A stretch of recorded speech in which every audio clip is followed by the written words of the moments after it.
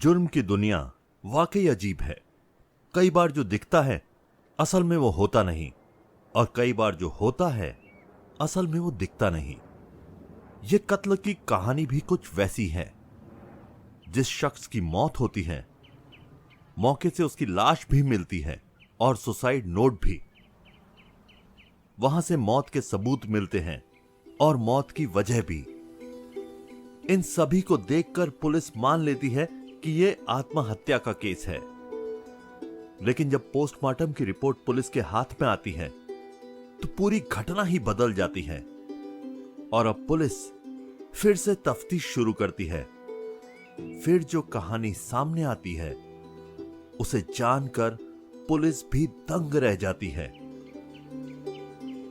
आज की इस क्राइम की कहानी में एमपी की एक बेहद सस्पेंस थ्रिलर मर्डर मिस्ट्री की सच्ची कहानी सुनते हैं। 29 जून 2019 को भोपाल में मिला था एक कैदी का शव। एमपी की राजधानी भोपाल का सेंट्रल जेल, साल 2019, तारीख 29 जून।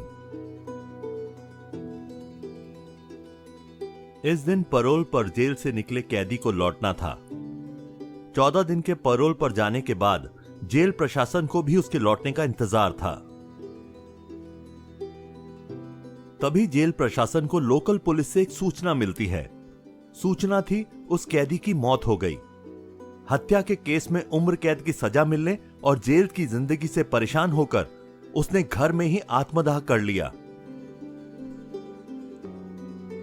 लोकल पुलिस ने बताया कि कैदी ने एक सुसाइड नोट भी छोड़ा है। हैंडराइटिंग भी उसी की है और मौत की वजह भी बताई है। इसलिए अब उसके शव का पोस्टमार्टम कराकर केस को बंद करने की तैयारी है। यह जानकर जेल प्रशासन भी उस कैदी के केस को बंद करने के लिए लोकल पुलिस की फाइनल रिपोर्ट का इंतजार करने लगा।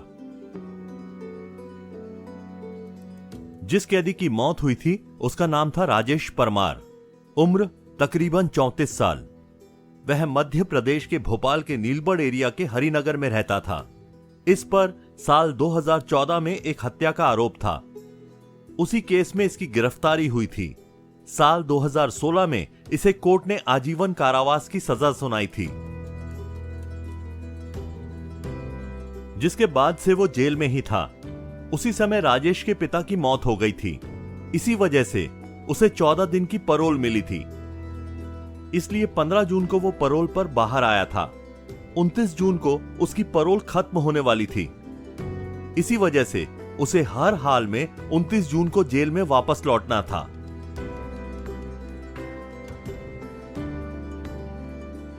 लेकिन 29 जून को सुबह ही उसके घर से आग की लपटें निकलने लगी, जिसे देख आसपास के लोगों ने पुलिस को सूचना दी। फायर ब्रिगेड की गाड़ियां और लोकल पुलिस मौके पर पहुंची।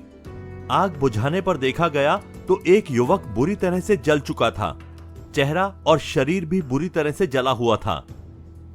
देखकर ही वो मरा हुआ लग रहा था। फिर भी पुलिस ने आखिरी उम्मीद में उसे तुरंत अस्पताल में भर्ती कराया, जहां डॉक्टरों ने उसे मृत करार दिया।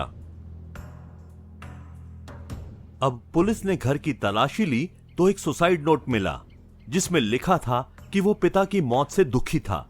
अब परिवार में उसे कोई पैरोल नहीं दिलाएगा। इस वजह से वो दुनिया से निराश हो चुका है। लिहाजा वो आग लगाकर आत्महत्या कर रहा है। इसके लिए कोई दूसरा जिम्मेदार नहीं है। अब ये सुसाइड नोट के आधार पर पुलिस ने भोपाल सेंट्रल जेल को सूचना दी। शव को पोस्टमार्टम के लिए भेज दिया गया। साधारण सुसाइड केस की तरह पुलिस ने इसे भी एक तरह से बंद कर दिया। उधर पोस्टमार्टम के बाद शव को रिश्तेदारों को सौंप दिया गया। रिश्तेदारों ने भी शव का अंतिम संस्कार कर दिया। लेकिन इस पूरे केस में 24 घंटे के बाद एक नया मोड़ आया, जब वहां की पुलिस को राजेश परमार की पोस्टमार्टम रिपोर्ट मिली। उस समय के भोपाल पुलिस के नए एएसपी अखिल पटेल के पास नीलबढ़ का एरिया था। उन्होंने जब पोस्टमार्टम की रिपोर्ट देखी तो वो चौंक गए। रिपोर्ट में लिखा था कि गला दबाने से जान गई है, यानी मौत की वजह आग या धुएं में दम घुटना नहीं, बल्कि गला दबाकर हत्या हुई है। फिर वो इस केस की तफ्तीश में जुट जाते हैं। तुरंत मौके से ली हुई सभी फोटोग्राफ्स अपने पास मंगवाते हैं। सभी फोटो को वो बारीकी से देखते हैं।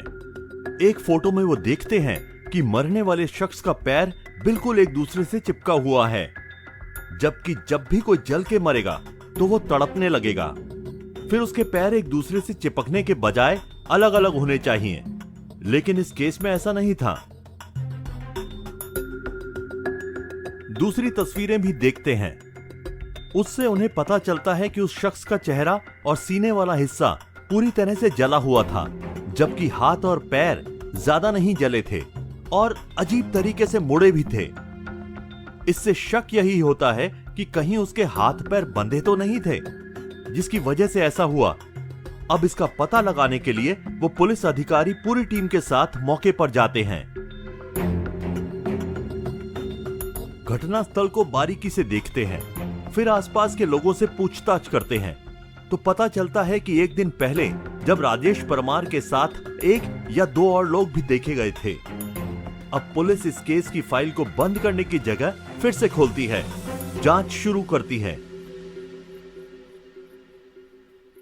अब पुलिस को यह शक हुआ कि जिसकी मौत हुई उसकी पहले गला घोंटकर हत्या की गई, लेकिन राजेश को जब सुसाइड ही करना था तो उसकी पहले हत्या क्यों की गई? अगर किसी ने गला दबाया तो वो कौन था? अब पुलिस के सामने यह भी सवाल था कि कहीं ऐसा तो नहीं कि मरने वाला शख्स राजेश ही ना हो। अगर ये राजेश नहीं तो फिर कौन था? इन सब सवालों का पता लगाने के लिए पुलिस ने उसके मोबाइल नंबर का पता लगाया। फिर रिश्तेदारों के जरिए उसका एक नंबर मिला जो जेल से आने के बाद एक्टिव था, लेकिन अब बंद था। उसकी आखिरी लोकेशन भोपाल की थी। पुलिस ने जब उस फोन नंबर का कॉल डिटेल चेक किया तो एक नंबर पर कई बार बात होने की जानकारी हुई, लेकिन जब उस नंबर पर संपर्क किया गया तो वो बंद था। वो नंबर था निहाल नाम के एक युवक का। अब पुलिस के सामने निहाल को खोजने की चुनौती थी और मन में सवाल यह भी था कि कहीं निहाल ही तो नहीं मारा गया। इसके अलावा और भी कई सवाल थे। फिलहाल पुलिस उसकी तलाश में जुट गई। फिर पता चला कि निहाल मूल रूप से बिहार का रहने वाला था और पहले राजेश के मकान में ही किराए पर रहता था, लेकिन कुछ महीने पहले यहां से दूसरे मकान में शिफ्ट हो गया था। अब पुलिस की जांच में निहाल की लोकेशन गुजरात में मिली। इसके बाद पुलिस की एक टीम गुजरात पहुंची और उसे दबोच लिया गया। इसके बाद जब उससे कड़ाई से पूछताछ हुई तब उसने जो कहानी बताई वो बेहद चौंकाने वाली थी। निहाल ने बताया कि जेल से पैरोल पर आने के बाद राजेश ने उससे संपर्क किया। फोन पर बात हुई और फिर वो उससे मिलने गया। बातचीत के दौरान वो काफी परेशान था, इमोशनल भी था, क्योंकि पिता की मौत के बाद उसे अब जिंदगी में शायद ही कभी कोई पैरोल मिलने की उम्मीद थी। इसलिए उसने सोचा कि वो दुनिया की नजरों में हमेशा के लिए मर जाए और असल में जिंदा रहे। इसके लिए उसने कुछ क्राइम सीरीज देखी, जिसके बाद एक खौफनाक आइडिया उसने अपनाया। उसके लिए उसने अपने घर में रहने वाली एकमात्र मां को पूजा के बहाने 23 जून को बाहर भेज दिया। उसके बाद साजिश रची कि 29 जून को पैरोल खत्म होने के बाद भी उसे जेल में नहीं जाना पड़े। इसलिए 28 जून को ही किसी दूसरे शख्स को अपनी जगह पर मारकर दूर कहीं जाने की तैयारी में जुट गया।